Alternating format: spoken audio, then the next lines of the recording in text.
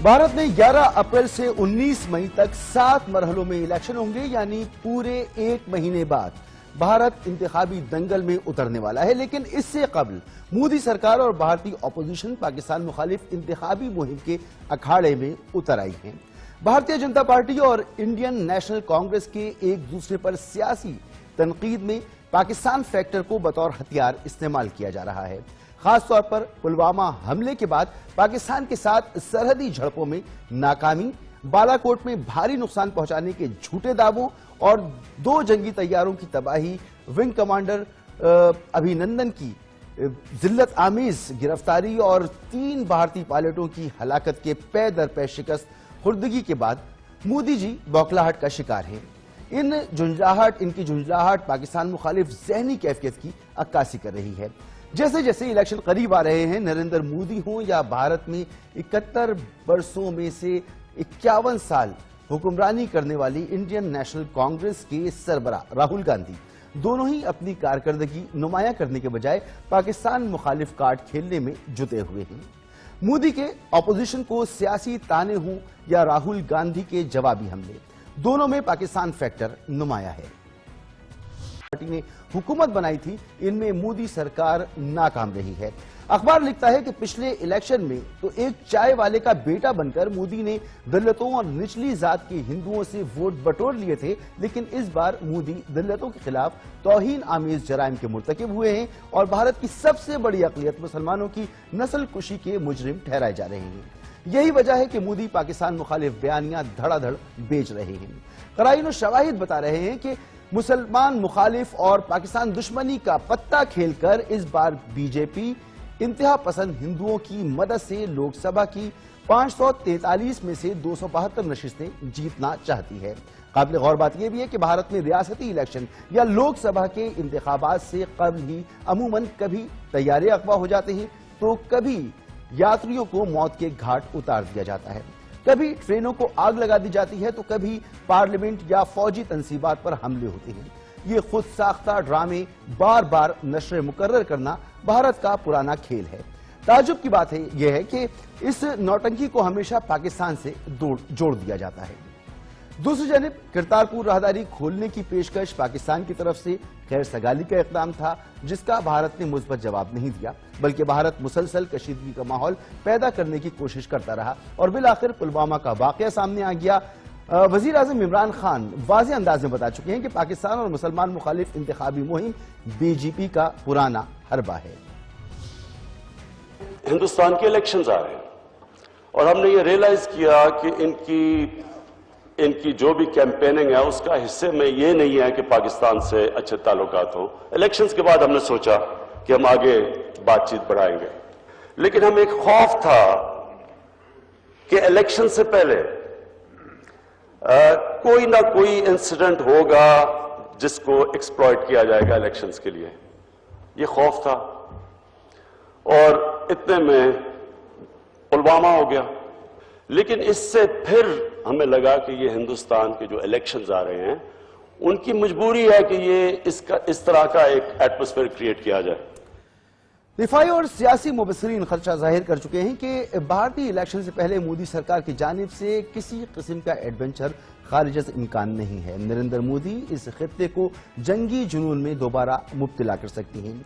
ये वो मौक़िफ़ है जिससे कौम को पाक फौज के तर्जुमान मेजर जनरल आसिफ गफूर भी आगाह कर चुके हैं। अगर आप देखें तो जो दिसंबर 2001 का इंडियन पार्लियामेंट पे अटैक था, उस वक्त वहां 2002 में जनरल इलेक्शंस होने थे, प्रेसिडेंशियल इलेक्शन होने थे। बॉम्बे अटैक पे आए जो कि 26 to 29 नवंबर 2008 पे हुआ।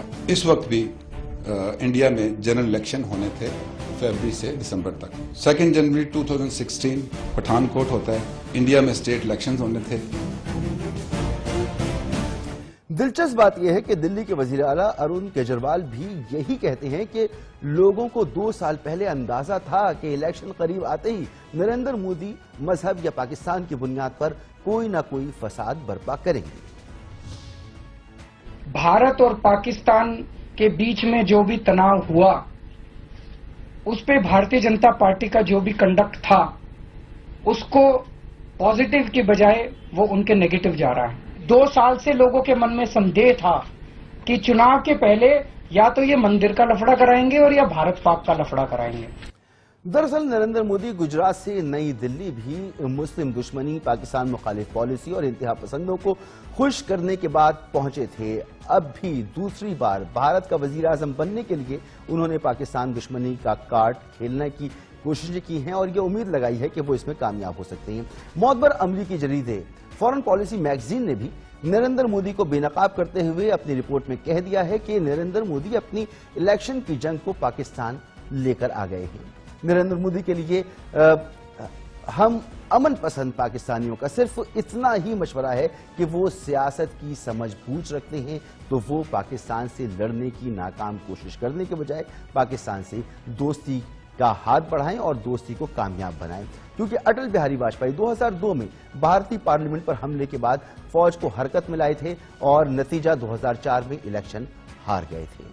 हम इस तमाम सूरत हाल में बात करेंगे। हमारे साथ मौजूद हैं सीनियर भारतीय सहाफी मोहतरमा ज्योति मल्होत्रा साहिबा। ज्योति जी, जब भी इलेक्शन आते हैं तो हुक्मरान जमात जो भी होती है वो अपनी परफॉर्मेंस बताती है और ऑपोजिशन उसकी परफॉर्मेंस पर सवालिया निशान उठाकर लोगों से वोट मांगती है। वोट परफॉर्मेंस पे मांगा जाता है, लेकिन भारत में जब भी इलेक्शन होता है तो उसमें पाकिस्तान फैक्टर बहुत इंपॉर्टेंट हो जाता है। क्या वाकई ये भारत में इलेक्शन जीतने की जमानत है कि पाकिस्तान पर उंगली उठाई जाए, पाकिस्तान पे बात की जाए?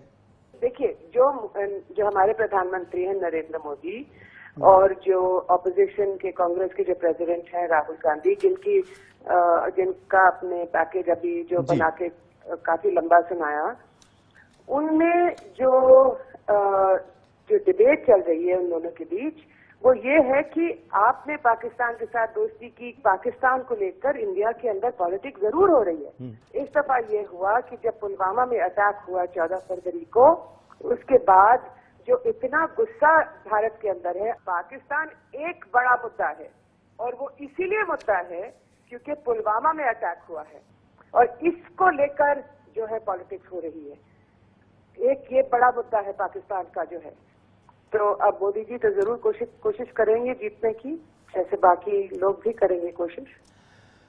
न्यूयॉर्क टाइम्स की एक रिपोर्ट में कहा गया है कि वजीर आजम मोदी भारतीय आवाम को रिलीफ देने में बुरी तरह से नाकाम हुए हैं। मोदी सरकार से भारत की तरक्की और खुशहाली के लिए जिन इक़दामात की तवक्को वाबस्ता की गई थी वो उस मेयार पर पूरा नहीं उतर सके, इसलिए उनकी इंतखाबी मुहिम पाकिस्तान मुखालिफ बयानात के गिर्द घूमती है। आप क्या कहेंगी? क्योंकि न्यूयॉर्क टाइम्स कह रहा है, इसका ये नहीं मतलब होना चाहिए कि वो सरासर सच है। तो इसका ये नहीं मतलब होना चाहिए कि जो गोरे लिखते हैं वही हम उसके पीछे हमको भागना चाहिए। लेकिन इस सब के बावजूद जो उसमें बहुत सी बातें लिखी गई हैं वो सच हैं। आपको याद होगा 2016 में भारत के अंदर एक डीमोनेटाइजेशन हुआ था, यानी जो पूरी करेंसी थी वो पूरी तरह बदली गई थी और उससे एक बहुत बड़ा धक्का पड़ा था इकोनॉमी पे। तो वो उसका जो इम्पैक्ट है, अभी देखिए इसको 2.5 साल हो गए हैं, वो अभी तक, क्योंकि हमारी जो इकोनॉमी है ज्यादातर एक इनफॉर्मल इकोनॉमी है, करीब 90% लोग जो है एक इनफॉर्मल सेक्टर में काम करते हैं। तो अगर आप पूरी इकोनॉमी को ही अगर आप बदलने की कोशिश करेंगे तो धक्का तो लगेगा ही। तो उससे जो उसके पहले जो काफी अच्छी चल रही थी, जो ग्रोथ काफी अच्छा हो रहा था, उससे उस पर बहुत फर्क पड़ा है। और ये जो पुलवामा वाला जो अटैक हुआ है, जिसके बाद आप जानते हैं कि अभी जो बालाकोट में जो स्ट्राइक्स हुई थी, इसको लेकर ये वाला पॉइंट न्यूयॉर्क टाइम्स का बिल्कुल जायज है कि ये जो सारे इश्यूज हैं बेरोजगारी को लेकर या फिर जो इकोनॉमी के जो इश्यूज हैं, ग्रोथ वगैरह, ये जो है इश्यूज पीछे हट गए हैं और जो पुलवामा वाला अटैक और बालाकोट में जो स्ट्राइक्स हुई हैं, ये मुद्दा अब आगे आया है, उभर के आया है। तो ये सब तो है ही इश्यूज इस चुनाव में। बहुत बहुत शुक्रिया ज्योति मल्होत्रा, गुफ्तगू आपने सुनी। भारत में यकीनी तौर पर पाकिस्तान मुखालिफ जज्बात को उभारा जाता है और हम यही कह रहे थे कि भारत के अंदर जब इलेक्शन आता है तो पाकिस्तान फैक्टर बहुत अहम होता है और आखिर में आपने गुफ्तगू में भी सुना कि ये माना गया कि पाकिस्तान फैक्टर भारत के इलेक्शन में अहम होता है। एक बड़ा मुद्दा है और वो इसीलिए मुद्दा है क्योंकि पुलवामा में अटैक हुआ है और इसको लेकर जो है पॉलिटिक्स हो रही है। एक ये बड़ा मुद्दा है पाकिस्तान का जो है, तो अब मोदी जी तो जरूर कोशिश करेंगे जीतने की, जैसे बाकी लोग भी करेंगे कोशिश। अब न्यूयॉर्क टाइम्स की एक रिपोर्ट में कहा गया है कि वजीर आजम मोदी भारतीय अवाम को रिलीफ देने में बुरी तरह से नाकाम हुए हैं। मोदी सरकार से भारत की तरक्की और खुशहाली के लिए जिन इकदामात की तवक्को वाबस्ता की गई थी वो उस मेयार पर पूरा नहीं उतर सके, इसलिए उनकी इंतखाबी मुहिम पाकिस्तान मुखालिफ बयानात के गिर्द घूमती है। आप क्या कहेंगी?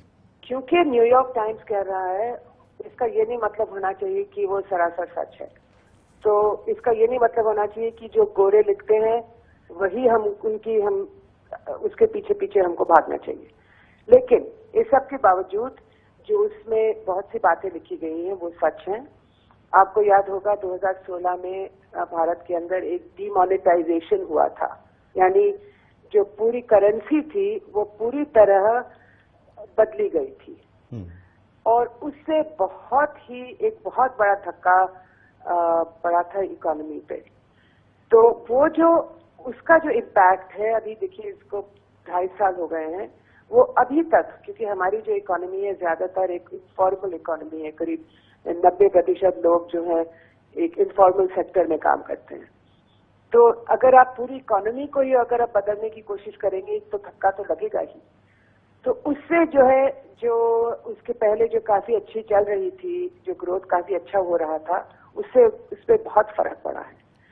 और ये जो पुलवामा वाला जो अटैक हुआ है, जिसके बाद आप जानते हैं कि अभी जो बालाकोट पे जो स्ट्राइक्स हुई थी, इसको लेकर ये वाला पॉइंट न्यूयॉर्क टाइम्स का बिल्कुल जायज है कि ये जो सारे इश्यूज हैं बेरोजगारी को लेकर या फिर जो इकोनॉमी के जो इश्यूज हैं, ग्रोथ वगैरह, ये जो है इश्यूज पीछे हट गए हैं। और जो पुलवामा वाला अटैक और बालाकोट पे जो स्ट्राइक्स हुई हैं, ये मुद्दा अब आगे आया है, उभर के आया है। तो ये सब तो है ही इश्यूज इस चुनाव में। बहुत बहुत शुक्रिया ज्योति मल्होत्रा। गुफ्तगू आपने सुनी। भारत में यकीनी तौर पर पाकिस्तान मुखालिफ जज्बात को उभारा जाता है और हम यही कह रहे थे कि भारत के अंदर जब इलेक्शन आता है तो पाकिस्तान फैक्टर बहुत अहम होता है और आखिर में आपने गुफ्तगू में भी सुना कि ये माना गया कि पाकिस्तान फैक्टर भारत के इलेक्शन में अहम होता है।